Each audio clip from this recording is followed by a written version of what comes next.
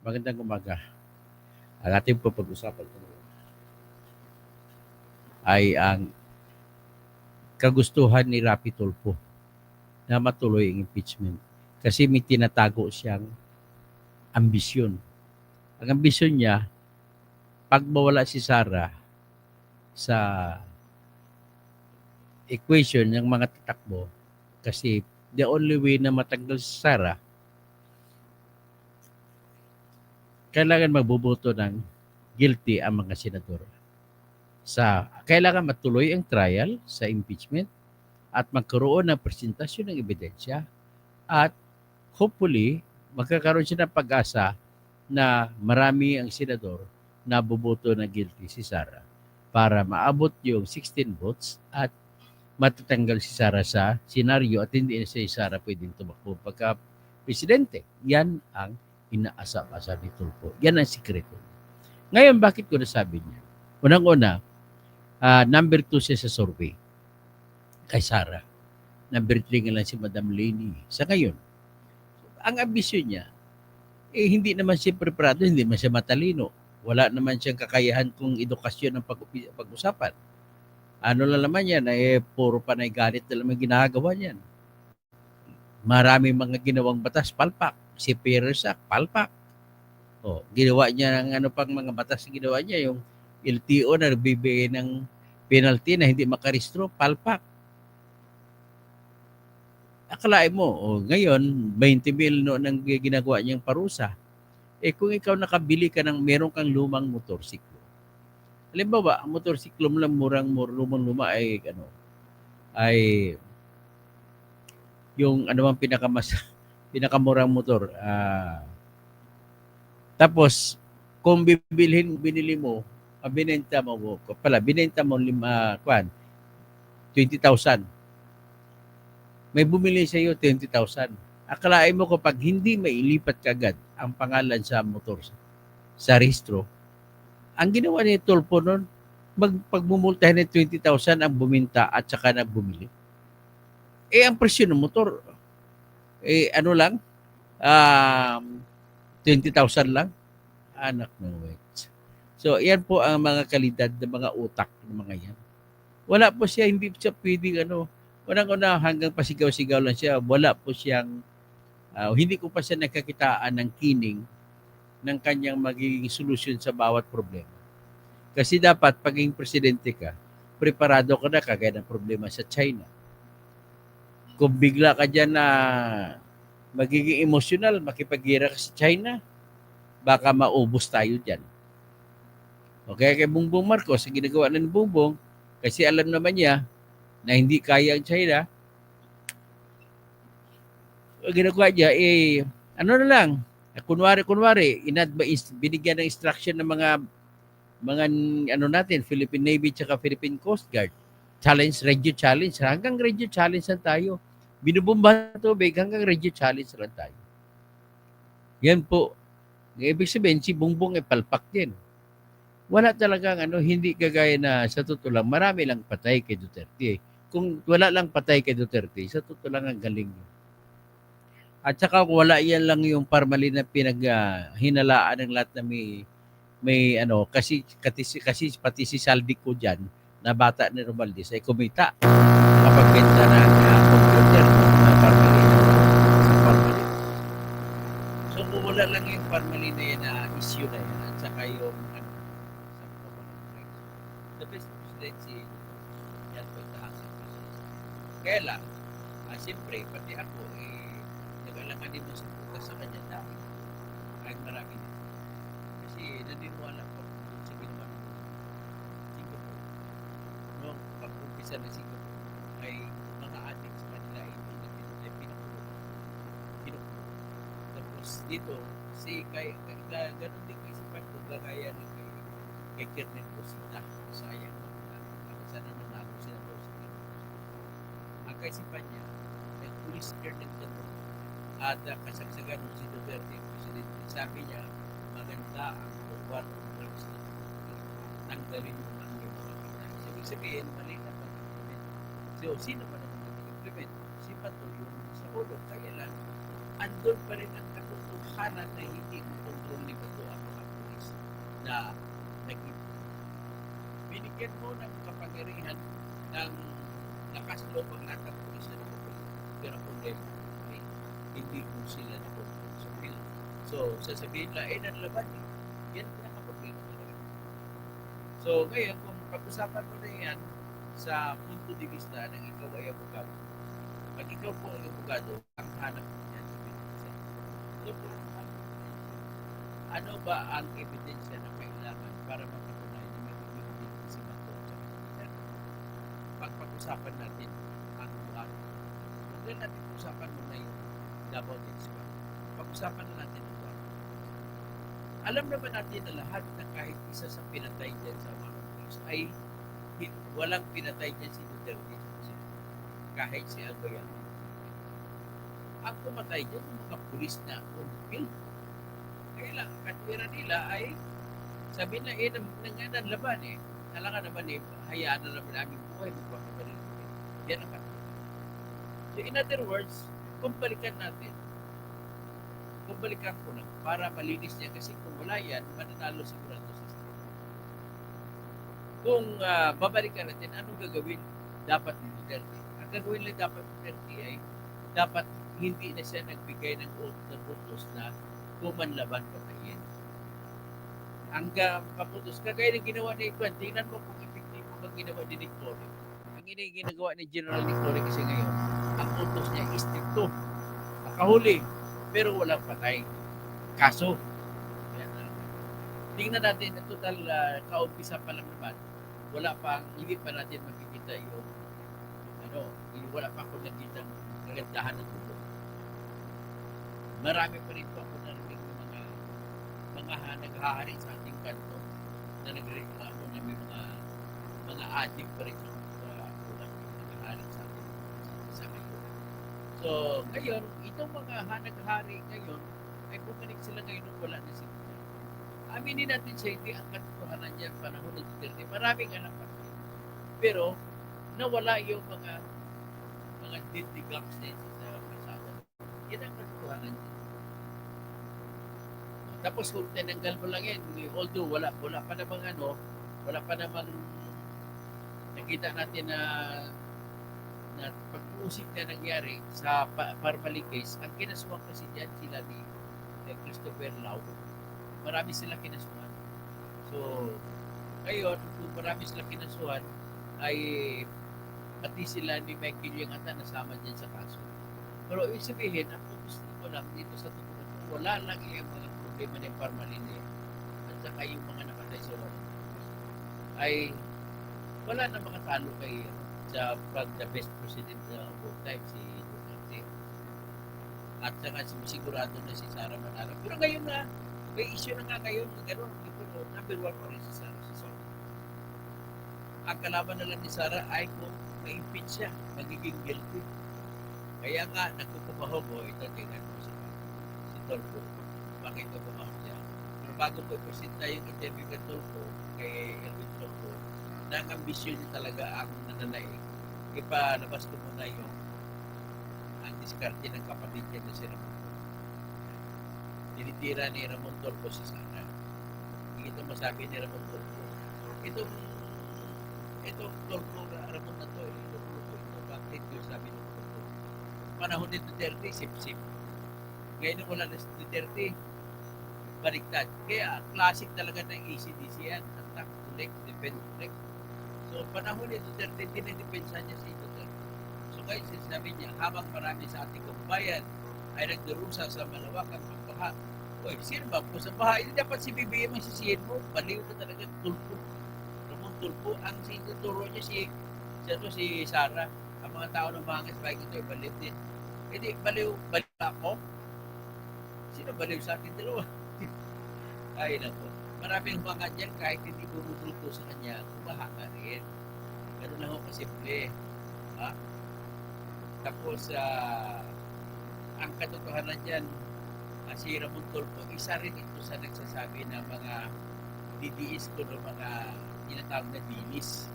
No? Hindi ko lang pagkita mga kaibigan ko vlogger rin sabi nila sa dinis. Ang mga kaibigan ko mga vlogger, no? Ang hirap naman, wala po kayong pruweba para sabihin nyo ng mga bulbong is wala po kayong pruweba. O, ngayon, pag, pag-compare natin, ito ang ipapakita ko kung sinong bobo.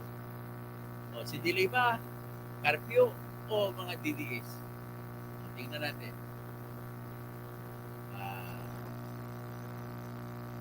Si Dilima at saka si Carpio ay biyak dahil daw sa ginawa ng Supreme Court ay overreach daw sa Supreme Court. Pakinggan natin ito. Sinaway siya ngayon ni dating Justice Adolfo Escoda, pati kumontra si Justice Adolfo Escoda sa sinasabi ni Antonio Carpio. So ito po katibayan na mga bobo talaga itong mga fan. Kaya nagpabububo na si Antonio Carpio, si Dilima, lahat na sila na sumusuporta sa kanya. Akalain mo ba na may overreach daw, bawal daw motion to dismiss? Gentlemen, wag po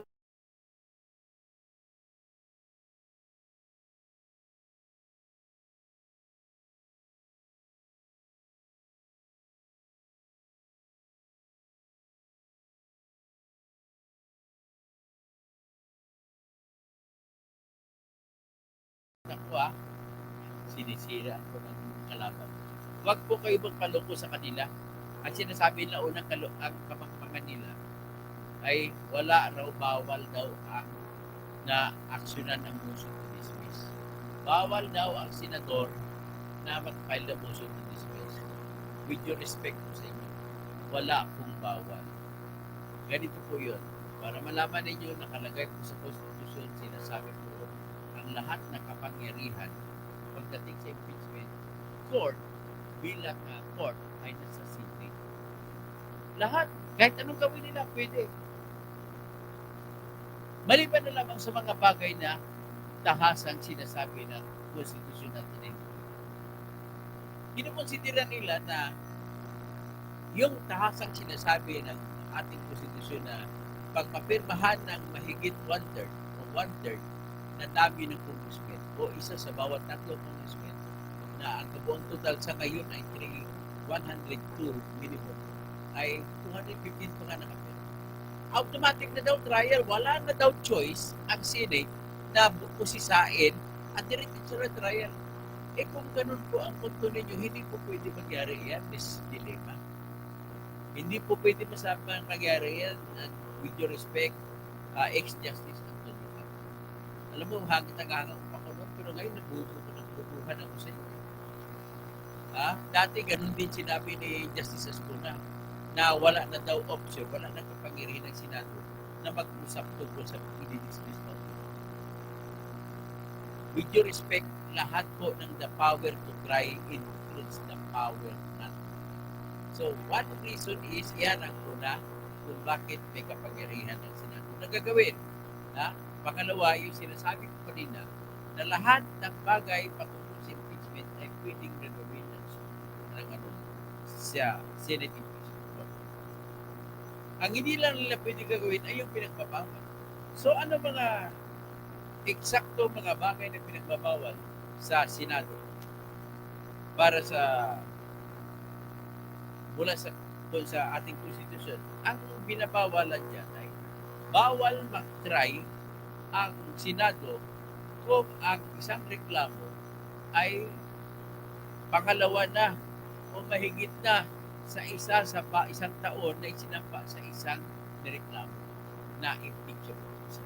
Kagaya kay Sara Sakay, 4 ang nireklamo. Siyempre, karapatan ng Senado niyan alamin kung valid ba ang pang-4 na impeachment complaint. Alam nga naman, magpatatry na lang kung hayaan mo gano'n, mag-abuso ang mga politiko na mga congressmen. Pag hindi lang gusto yung tao, banat na sila banat, wala namang katwiran. Di ba? Kaya nga nilagay yung 1-year ban bar rule na isang impeachment ng isang pa para bawalan ang tinatawag na abuso. na ginagawa ng So ngayon, yan po ang isa sa mga bawal na binibigay na pinabawal sa Senado na huwag i-try. Huwag kayong mag-trial, huwag kayong maglitis, huwag kayo ng mga kasong impeachment na lumabag na sa 1-year impeachment. So, naintindihan ba niyo yan, Mrs. Dilima? Kung hindi naintindihan yan, I do not know what to do. Kung paano niyo maintindihan yan. Alam nga naman tatanggapin ng Senado yan ang inyong fourth impeachment complete, pag-apat naman yun. So, kaya nga, ang nangyari para maasigurado natin ay klaruhin muna. Kaya nga nagsampa sa korte ang mga abogado ni Sara Duterte. Bakit sobra sa isa? Bakit pang-apat na ito? Klaruhin natin. Hindi pwede yung kara-karaka, masusunod natin sa sinabi nila, kung sila ang mga Bertoldo sila, yung bully. Kami may kapangyarihan kung paano simulan ng impeachment. Kaya wala kayong karapatan mag-question sa amin. Ano pag kwento? So, yan po yung mga katwiran ng mga bully na mga buko. Okay? Next is,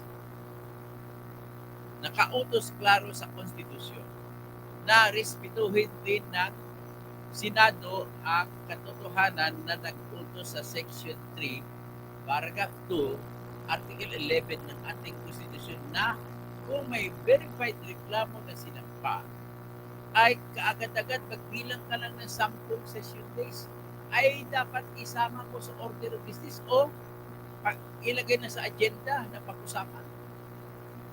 So, may obligasyon din. Ang utos din ay hindi lang sa House of Representatives. Ang utos na yan ay iniutos din sa Senado na klaruhin ninyo, kailangan walang impeachment reklamo na nalabag sa 10 session day. Kaya, hindi nyo masisisi si Bato, hindi nyo masisisi si Alan Peter Cayetano na ibalik sa inyo ang inyong reklamo at ipasertify, sigurduhin nyo ano na ba nangyari sa tatlong reklamo. Yan ang utos ng Senado.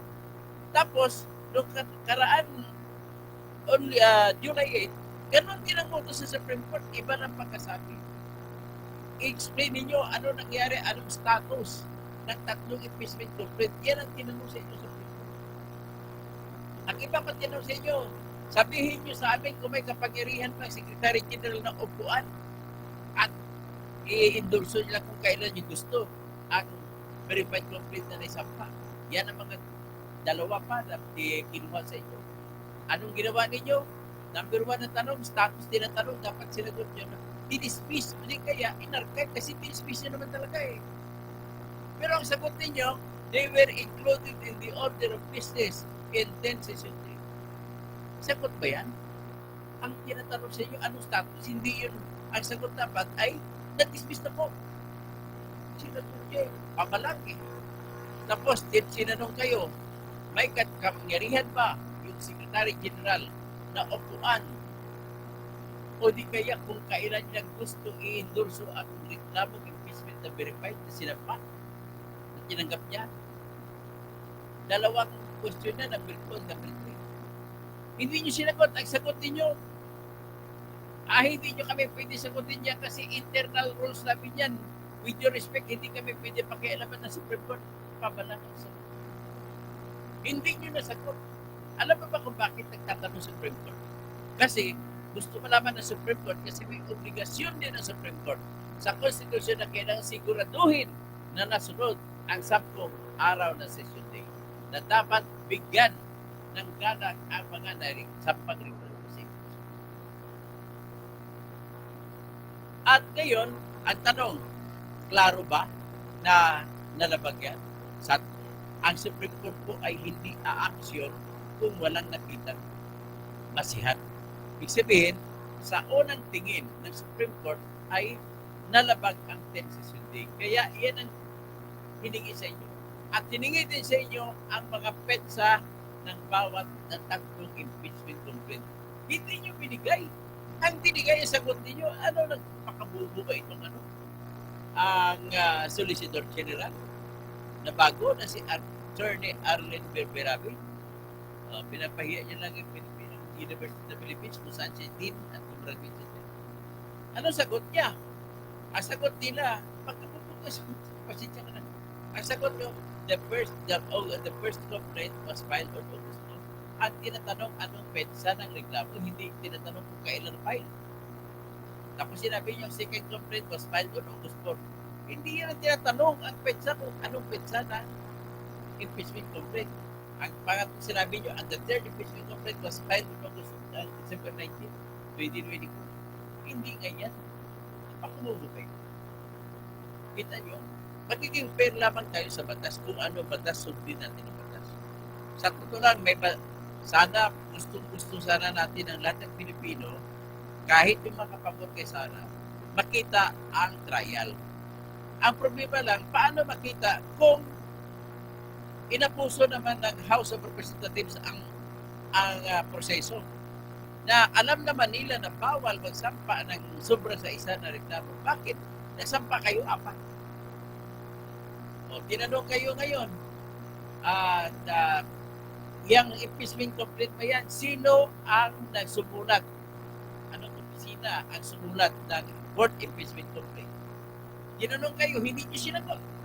Sinagot nyo lang na, ay, solong kapangyarihan namin yan, with your respect, hindi mo kami pwede pakialaman dito sa Supreme Court. Papalang nasagot. Next, tinanong kayo kung binigyan ba ng isang kopya na may reklamo at saka attached na ebidensya ang lahat ng kasabi ng congressman na 306 lahat. Hindi nyo sinagot. Ang sagot nyo lang, hindi kami pwede pakialaman sa mga proseso namin. Ganun ang sinasabi nyo. Tapos, next, tinanong ng Supreme Court, nabasa ba, nabigyan ba, nabasa ba, may tanong ng Supreme Court, nabasa ba ng bawat pumirma ang reklamong impeachment bago pinirmahan? Hindi nyo sinagot. Pabalang din ang sagot nyo, hindi nyo kami pwede pakialaman kung paano namin ginawa. Ganun ang sagot. Ladies and gentlemen. So ngayon, ang ambisyon ni Rapi Tulfo ay pinatay ng Supreme Court.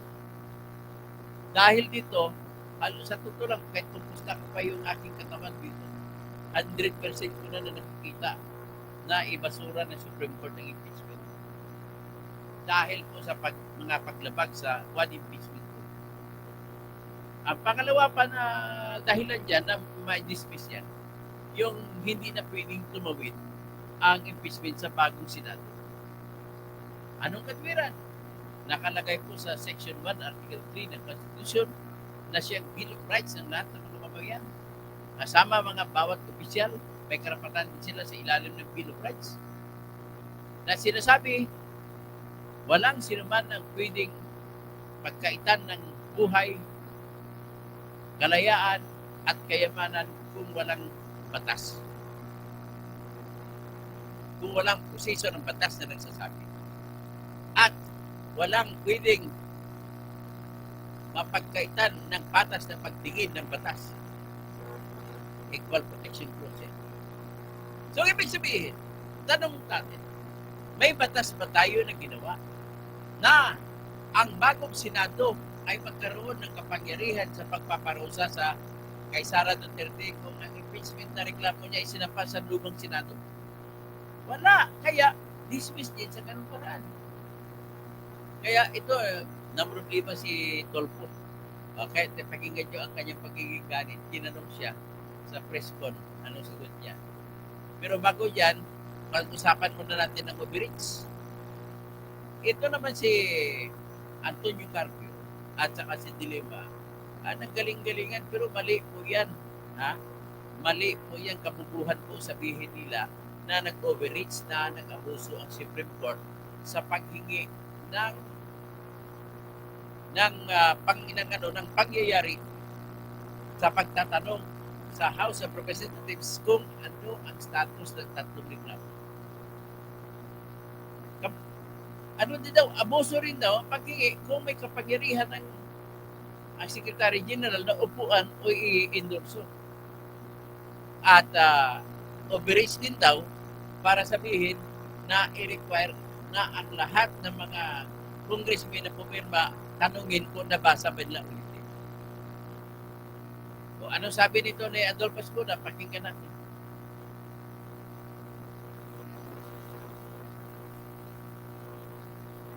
Ito.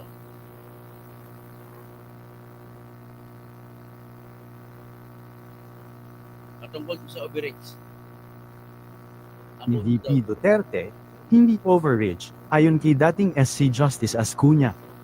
Nilinaw ni dating mahistrado ng Korte Suprema na si Adolfo Ascuna na ang kautusan ng Korte Suprema sa Kongreso na magsumite ng mga dokumento at sinumpaang salaysay ukol sa impeachment proceedings laban kay pangalawang Pangulo Sara Duterte ay hindi paglabag sa kapangyarihan ng ibang sangay ng gobyerno, kundi isang lehitimong paggamit ng judicial review o pagsusuri ng hudikatura sa legalidad ng mga aksyon ng gobyerno. Sa isang post sa kanyang Facebook account, ipinaliwanag ni Ascuna ang dalawang sistema ng pagdinig sa korte. Una, adversarial, kung saan ang mga partido ang pangunahing gumagalaw para patunayan ang kanilang panig sa ilalim ng pangangasiwa ng hukom. At pangalawa, inquisitorial, kung saan ang hukom mismo ay aktibong naghahanap ng katotohanan batay sa mga ebidensya. Bilang halimbawa, tinukoy ni Ascuna ang mga kasong pampamilya kung saan ang mga hukom ay kadalasang aktibo sa pagtiyak ng pinakamabuting kapakanan ng pamilya, lalo na ng mga bata. Dagdag pa niya, ang saligang batas ng Pilipinas ay pumapabor sa inquisitorial na pamamaraan sa ilang mga kaso, kung kaya't binigyang kapangyarihan ang Korte Suprema bilang huling tagapagpasya ng mga usaping legal. Sa ilalim nito, nakatalaga sa Korte Suprema ang extended certiorari power. Ang kapangyarihang tukuyin kung ang alinmang sangay o ahensya ng gobyerno ay lumabag o lumabis sa kanilang jurisdiksyon sa paggamit o hindi paggamit ng kanilang tungkulin. Hindi ito paglabag sa kapangyarihan ng Kongreso, kundi pagganap ng tungkulin ng Korte Suprema na tiyaking walang sangay ng pamahalaan ang umaabuso sa kanilang kapangyarihan, aniya pa ni Ascuna.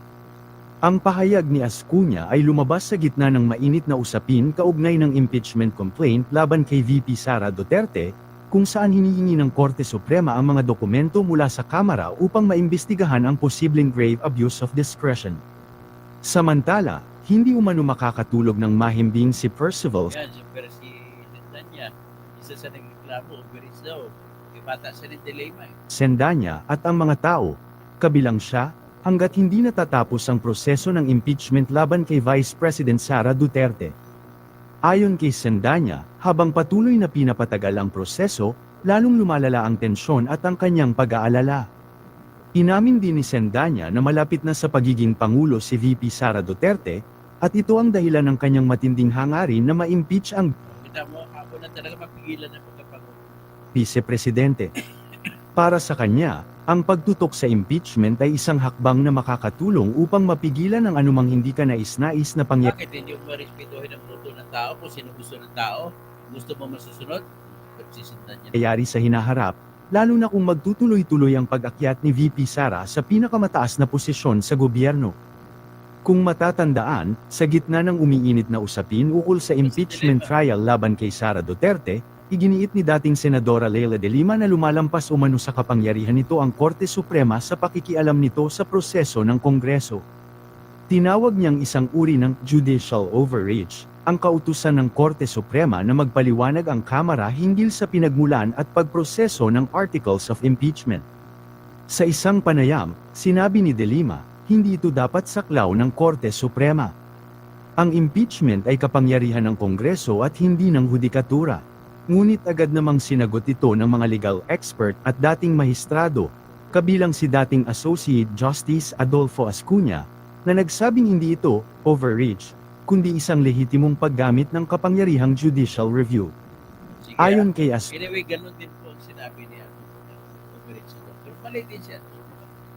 So, iyan po, yung utos ng Supreme Court sa totoong kwento ay pumatay sa mga pangarap nila maging presidente, lalo na si Iraqi Tulfo.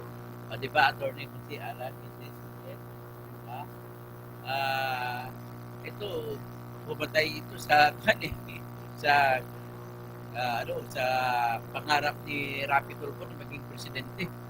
So ngayon, dahil diyan sa umaksyon ang Supreme Court at ang problema, hindi sumagot na maayos ang Office of Solicitor General. Ano ba nabubuhan ako sa Office of Solicitor General?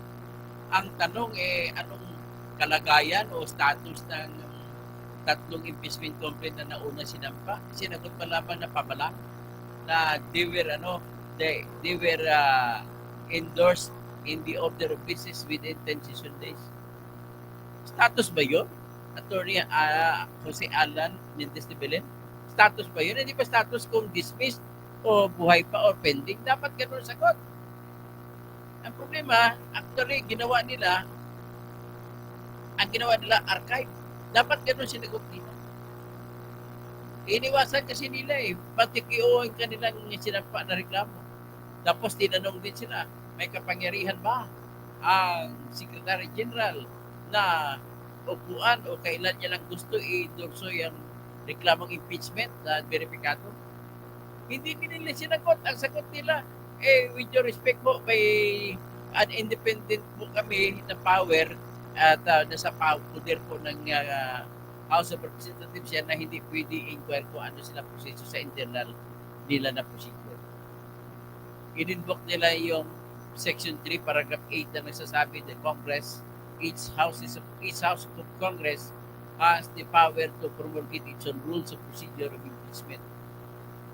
Kasi sa rules of procedure of impeachment nila, Attorney Alan, ay nilabag nila ang paragraph 2, section 3, article 11 ng Constitution na sabi, dapat bilangan na 10 session days mula sa araw ng pagsampa ay endorso mo na ang reklamo na verifikado.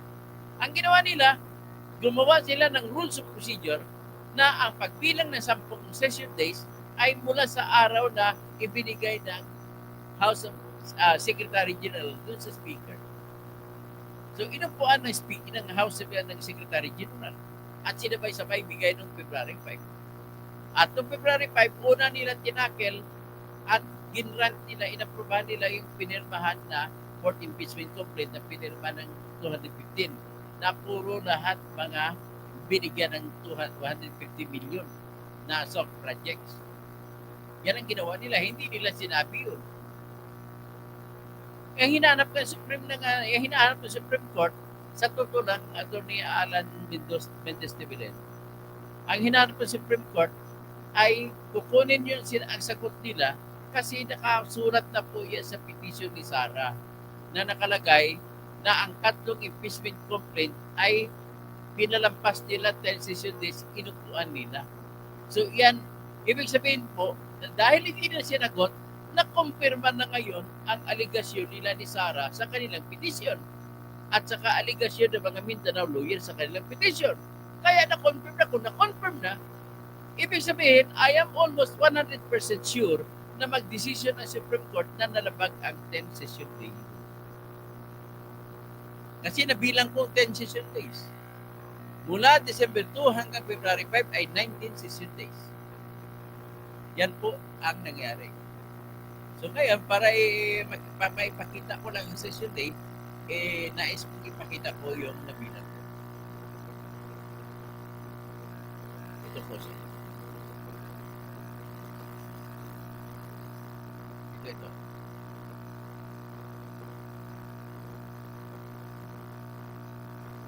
Ito ang session day.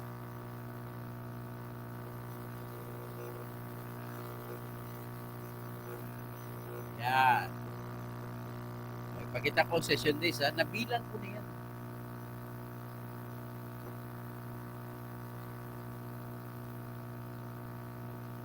Ayan ang session day. Ilang session days ang nangyari. Session day, palaki natin.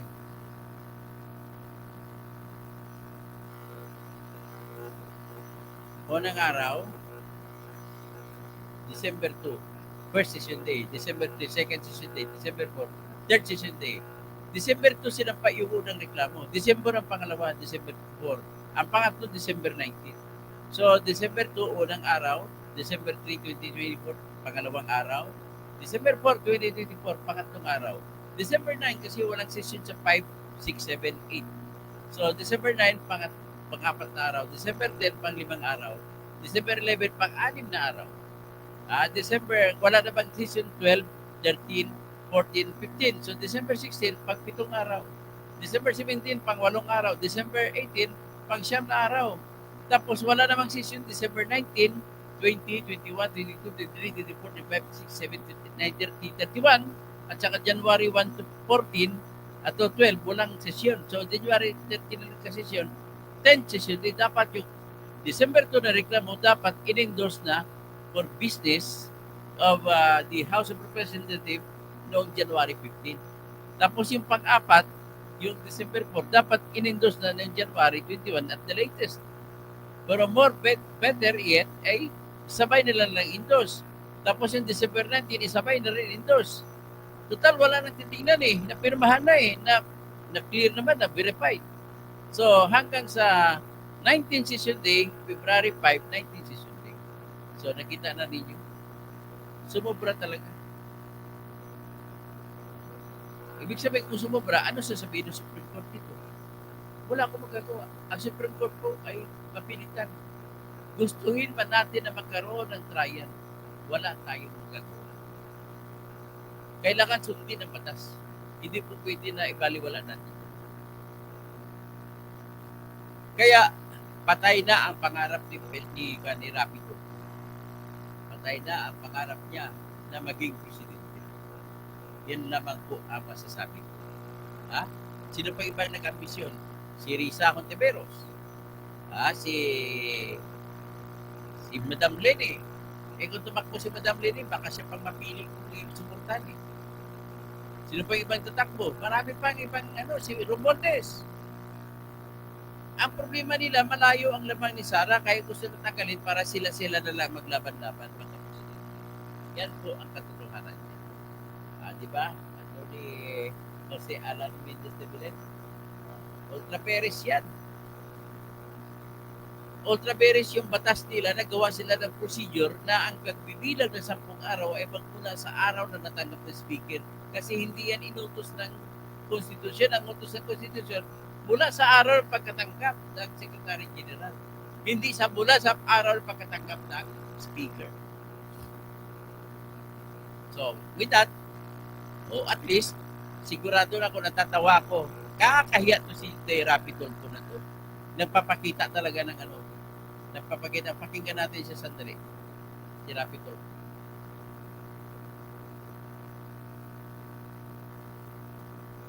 Pakinggan natin ang sinabi niya tungkol sa impeachment. Gusto niya magkaroon ng impeachment kasi gusto niya mag-guilty si Sara. Malay mo baka makita ng ebidensya, matatalo si Sara. Ito po yun.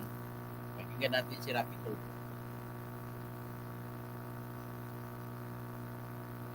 Ang taong purong invento. Rapido po, taong purong invento. Yan. Muted na lang, sir, yung mga committee. That I don't know. You can ask Cheese directly, Senator Cheese directly pertaining to that. All I know is yung committee ko lang. Sabi niyo nga gusto niyo yung leadership style ni SP Cheese. So kontento rin kayo sa pag-handle niya sa impeachment case ni VP Sara? So far, okay naman para sa akin. And what's important to me is matutuloy yung impeachment. Okay, patati sa akin And matutuloy impeachment. gusto ko matuloy impeachment para mabigyan natin pagkakataon si VP Sara kunwari na ka pa. maisabi niya yung kanyang side. Kunwari ka pa, gusto mo lang mag-convict si Sara para makatakbo ka presidente. Mas maganda, di ba, ma-clear niya yung name niya sa pamagitan ng kunwari ka pagdidepensa pa. sa impeachment. Kunwari ka pa. At mapapatunayan na inosente siya as opposed to yung mababasura before na Wala ka magagawa kung iyon sa Supreme Court yan kasi hindi nakatupad. Mas injustice ang ginagawa nyo na baboy ang sinampang impeachment tapos tanggapin nyo, i-trial nyo. Kabubuhan yan. magkaroon ng hearing sa impeachment. So against din kayo na ma-dismiss agad yung impeachment case nang walang trial na mangyayari? No, against ako. Gusto ko dapat, You vote against it? gusto ko magkaroon ng Kung trial. bawal sa batas, Para bakit naman mo ipipilit? Magkaroon Bobo ka talaga. si VP Sara ng Bobo ka talaga. Bakit gusto mo ibig? Ang bobo ba? pagkakataon madepensa niya ang sarili niya. Kasi for now, sinasabi nga niya na inosente siya. So, let her prove it na inosente siya. Hindi, ang totoo dyan, nagingisi ka, ngising aso. Sabi mo, may mga ebidensya yan, lalabas. May bank accounts, mga confidential funds. Siya. Mas maganda yung ma-prove niya na innocent sa pamagitan ng trial. And then, Bubo ka ba? Pag ang kaso dismissible, hindi mo pwede i-try yan kasi wala nang jurisdiction. nakita ng mga senador na talaga innocent siya at kulang sa ebidensya. Di ba mas maganda yon? Ay, wala. Yung gusto mo talaga yan. Sir, isa kasi sa mga inaasahang move ng defense pag reconvene ng impeachment court is really to move for dismissal. So what can we expect from you since baka mauwi sa botohan, sir, Nag-move na nga yung abogado ni Sara, dismissal eh. ng senator judges? Para sa akin, ang ayaw ko ma-dismiss. Gusto ko talaga magkaroon ng trial para ma-prove niya sa kanyang sarili yung kanyang sinasabing Kaya lang, bawal na nga sa batas. Doon po, ay, bubo ka ba? Hindi mo alam yan? Bawal na nga kasi pang-apat na reklamo eh. innocent siya. Give her a chance. Give her the day in court. Kasi Give her kung a chance. ma-dismiss Style lang, mo talaga give her so a chance. paano yung mga allegations against her? Maraming mga allegations eh, di ba? O, paano niyo mapuprove yun? Paano niyo masasabi sa taong bayan na inosente siya? Na lahat yan ay puro katang-isip lamang kung hindi tayo magkaroon ng trial. Because doon sa trial, doon niya mapuprove yung kanyang innocent. Kaya lang, Mr. Tulfo, hindi mo maiwasan na ang batas, kaigalang mo batas. Hindi ka pwede mag-try ng rape sa MTC kasi ang may kapangyarihan RTC. Ganon na kasimple yan. Paano kayo ba't binuto niyo pa itong bobo, ito na senador na to? Makabobo. Kaya na sinasabi ko eh, you are violating the command of the Constitution in Section 1, Article 11 that says that public office is a public trust. All public officers must render service with utmost responsibility, integrity, loyalty, and efficiency. So how can you be efficient if you do not know? You did not even study law. Hindi ka abogado, abogado ka. Hindi ka nga nakapag-aral sa mga batas. Nakukunwari ka mayabang, may alam. Gumawa ka ng batas na nag-sponsor ka ng batas si Paris Welfare Act, pabor sa mga ship owners. Asa ka makakita? O ito, bigyan mo ako ng ano to, gusto mo, gusto mo na rin, bigyan kita ng link ngayon, makamakyat ka nga. Ipasa ko sa messenger mo, i-click mo tapos akyat ka dito, mag-usap tayo sandali.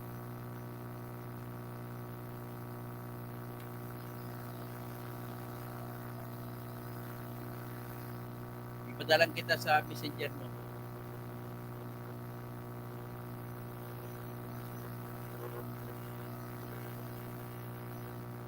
Problema nito sa bansa natin, maraming nagaling-galingan, wala man nang alam. Ay, nako.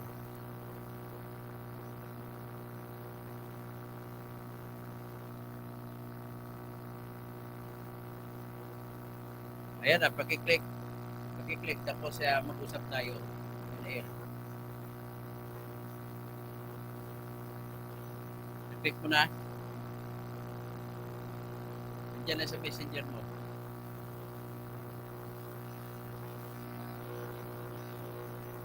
Ay. Nakit kasi.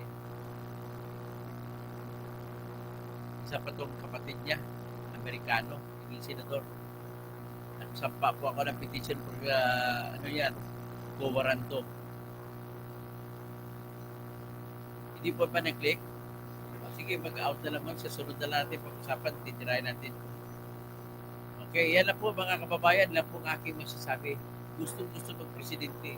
Kaya gusto niyang trial. Kasi kunwari, ay, style niyo talaga.